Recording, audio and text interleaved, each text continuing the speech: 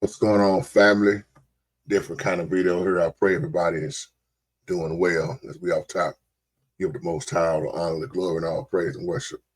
Message to my young people. Do you care if you live or die? I want to talk to the young men for a moment in this video. This morning I did a live chat and I was explaining to y'all how I saw one of my good brothers I grew up with, and the police was taking another one to jail on drugs. I always talk to the people on the block, my people on the corner every time I'm up there. And I told y'all just this morning, the brother that I was talking about as I was doing a video about, those who are scared about what we living in. And next thing I know, in this same day, I look at Facebook and he's dead. And I always tell him when we in our conversation, don't let this be the last conversation, because the way you living. Young people, young men especially, this trying to be hard mentality. Shout out to my twin brother, Maine. As me and Maintain just got through talking about earlier, we was talking about how they think this being on the street is gangster. That's hard. That's gangster. And just like I just told little JJ, everybody you idolize out of here in this hood is dead and gone. Most of them shot. If it wasn't from being shot, it was from the drugs. And to see that all over Facebook earlier, I hate to say it like this, but I'm not shocked. Because see, anybody on the block, when you see me and Jay talk, you know it's going to be a rough conversation. And it's going to also be a conversation about changing your life. And I would always tell him that because he's one of the main reasons. That's where I go get my gas at the 7-Eleven. Because I always have a word for him and he always have a word for me. And I knew it was only a matter of time for I either get a phone call or it'll be all over Facebook. Young people, it is so much to live for. I'm so sick of seeing this pattern. A young man dies on these streets, leave behind 4 or 5 children. That's a pattern that just seemed like it won't be broken. And then these children got to suffer. Let's be real. Some of them was already suffering anyway because daddy either in and out of penitentiary, in and out of prison. And it ain't just the men. A lot of women are doing the same exact thing, in and out of jail, in and out of prison. And that's why they be saying children raising themselves, growing up with this anger.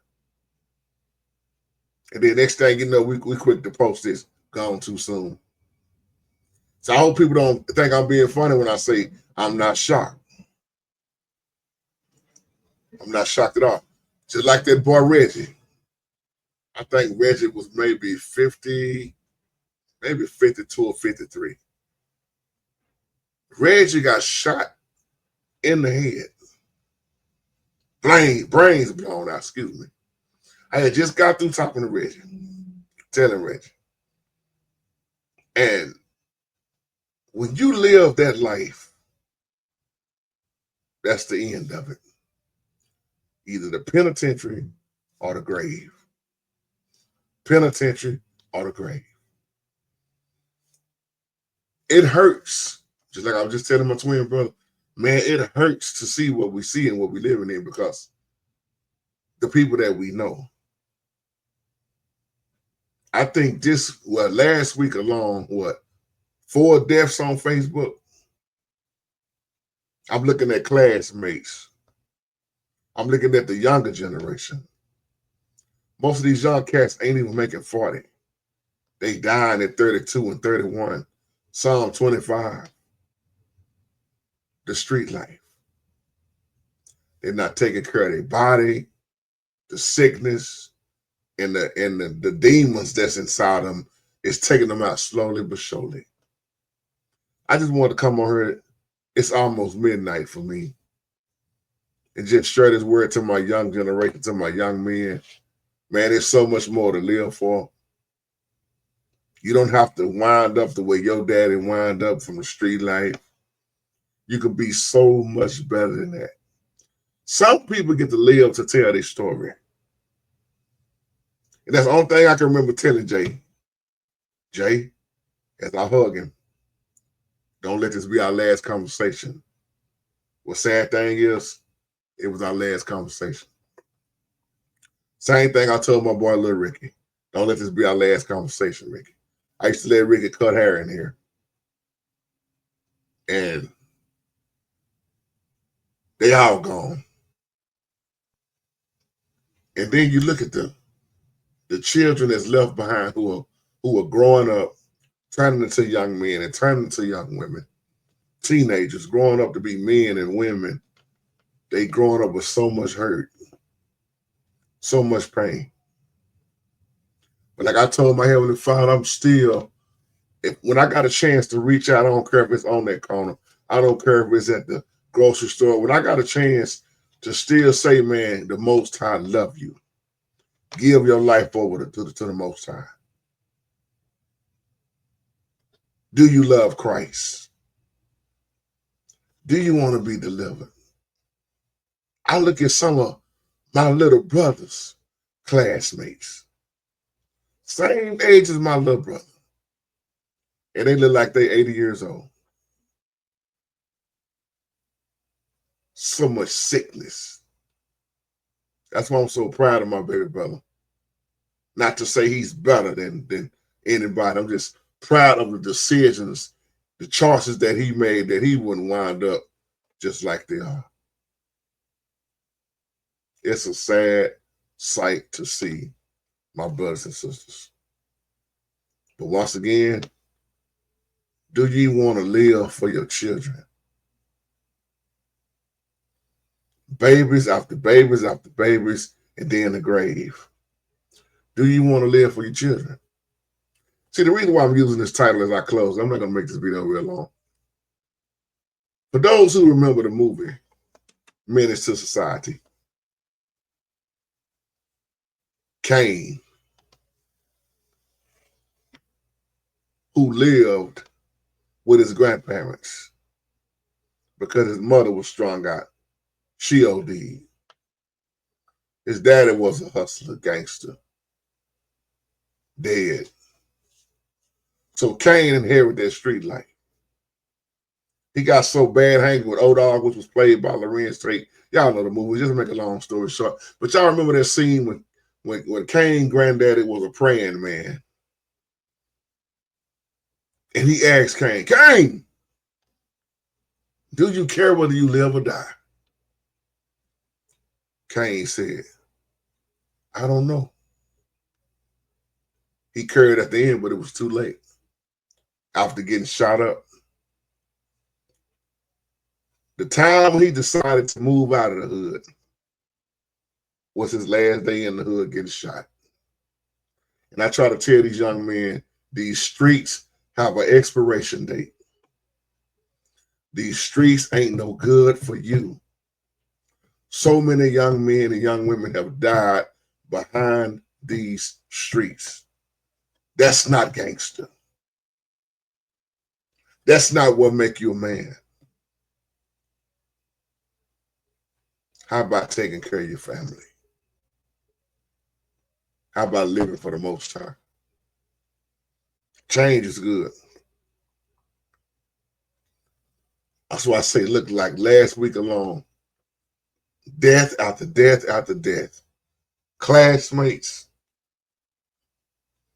people I grew up with.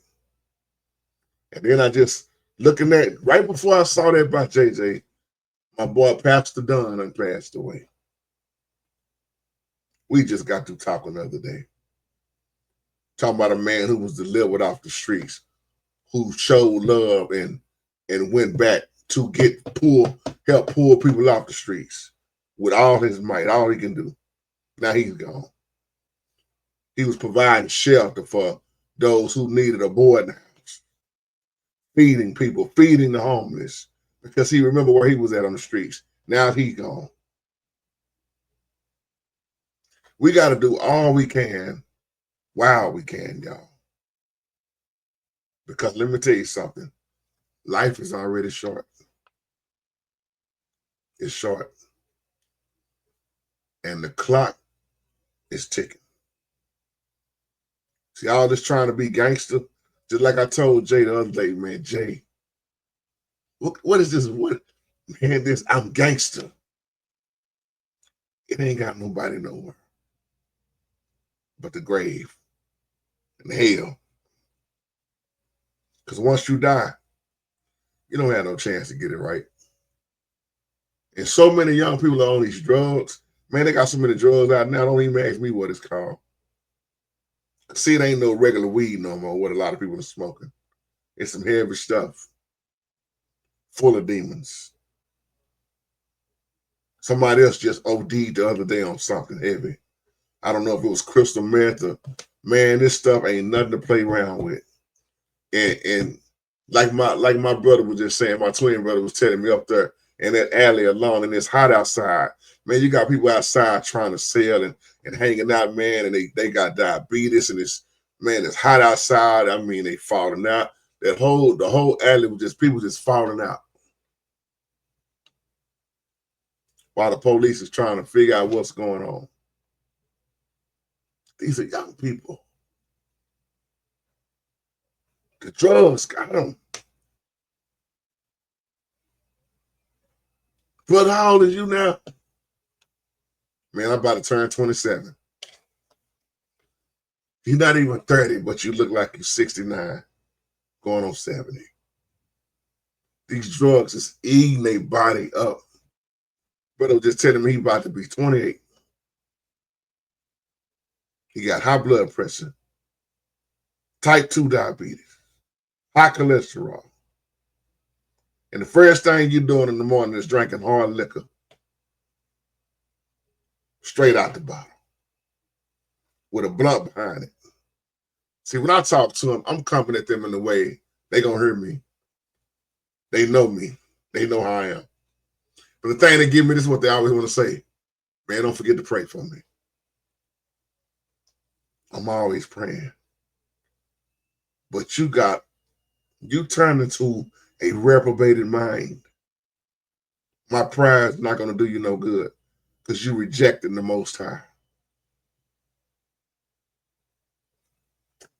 This is a pre-recorded video. I'm just now posting it, so I'm leaving the chat section open, but it's pre-recorded. This video is already done. That's why I'm not responding back to the comment section. So on that note, I love y'all.